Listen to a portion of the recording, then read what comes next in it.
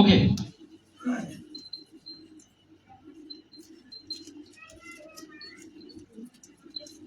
আসসালামু আলাইকুম।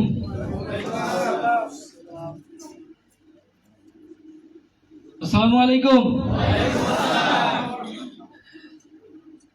শীত মনে হয় একটু বেশি ধরছে না? আসসালামু আলাইকুম। এখন একটু কাটছে। তো আজকের এই চমৎকার এন্টারপ্রেনিয়ার্স গেট টুগেদার মেগা সেলিব্রেশন প্রোগ্রামে সবাইকে অনেক বেশি শুভেচ্ছা, স্বাগত। আজকের এই প্রোগ্রামটা অনেক বেশি স্পেশাল, কারণ কারণ হচ্ছে আজকের এই প্রোগ্রামে একেবারে টেকনাফ থেকে তেঁতুলিয়া, রূপসা থেকে পাথুরিয়া সকল অঞ্চলের মানুষ এখানে আছে। এর জন্য আমরা অনেক বেশি হ্যাপি। প্রত্যেকের জন্য একটা বিশাল করতালি হয়ে যাবে, কারণ আমরা সারা বাংলাদেশে প্রত্যেকটা জায়গা থেকে এখানে আজকে কি করছি, এই সেলিব্রেশন প্রোগ্রামে অ্যাটেন্ড করছি। তো নিজেদের জন্য এত কম করতালি দিলে অন্যের জন্য কি হবে? নিজেদের প্রতি তো অবিচার করা হয়ে গেল না? নিজেদের জন্য আরেকটু জোরে সোরে করতালি চাচ্ছি।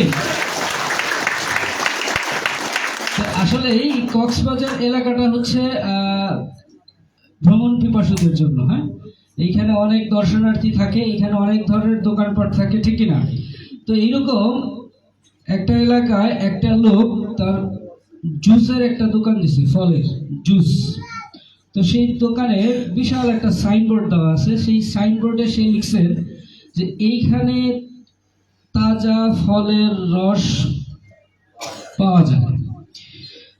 তো চমৎকার, কিছু লোক জুস খাইতে আসছে, আসার পরে বলতেছে এইখানে তো, এই দোকানে তো জুসই বিক্রি হয়, তাহলে এইখানে লেখার দরকারটা কি? এইখানে এটা কেটে ফেলেন, মুছে ফেলেন। তো দোকানদারও চিন্তা করলো, ঠিকই তো, জুস তো এইখানেই বিক্রি হয়, তাহলে সে এইখানে লেখাটা মুছে ফেলছে।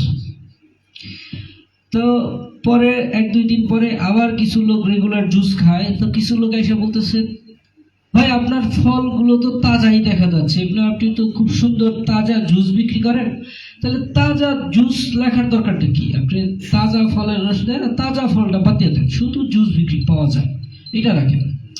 তো দোকানদার চিন্তা করলো এটাও তো রাইট, সে তাজা ফল মুছে ফেলছে। তারও কিছুদিন পরে আবার কিছু লোক বলতেছে, ভাই আপনি তো ফলের জুসই বেছেন, লেখা রাখার দরকারটা কি? ফলের জুস সবাই তো আসতেছে, দেখতেছে, খাইতেছে, ফলের জুস দরকারটা কি? এইটুকু লিখে রাখেন, এটা মুছে ফেলেন। সে এইটাও মুছে ফেলছে। এরপরে মানুষজন কনফিউজ হয়ে গেছে, এই দোকানে আসলে কি বিক্রি হয়? তো তার বিক্রি কমে যাওয়ার পরে আগে যে সে যে পরিমাণ বিক্রি করতে, এখন তার 10% বিক্রি হয় না।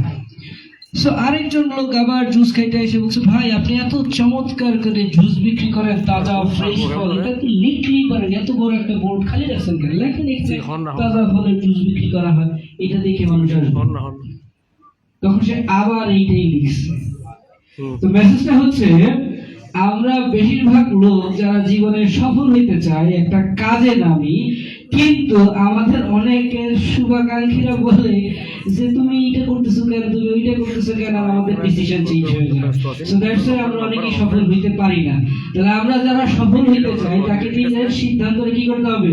নিজেকে স্ট্রিক্টলি নিতে হবে, অন্যের কথায় হেরফের করা যাবে না। আমাদের অনেকেরই ডিসিশন আছে পেন্ডুলামের মতো, এমন করে একবার এইদিকে একবার এইদিকে, একবার চিন্তা করে স্টার হবো, আরেকবার চিন্তা করে না আরো কিছু হবো। সো দ্যাটস ওয়াই কিছু হয় না। আমরা যারা এখানে আসি, যারা 64 জেলা থেকে এখানে আসছি, আমরা প্রত্যেকে তো একেবারে কঠিন সিদ্ধান্ত নিয়েছি, আমরা এখান থেকে স্টার হবো। Yes or no? হতে চাই স্টার? যারা জোরে জোরে বলতেছে তারা তাড়াতাড়ি হইতেছে, আর যারা আস্তে আস্তে বলতেছে তারা চিন্তা করতেছে হই না 20 বছর হইলে সমস্যা।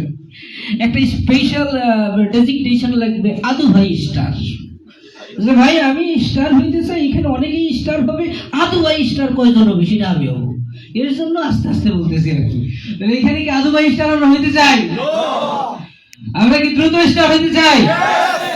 দেখেন, স্টার হওয়ার জন্য একটা কোয়ালিটি দরকার।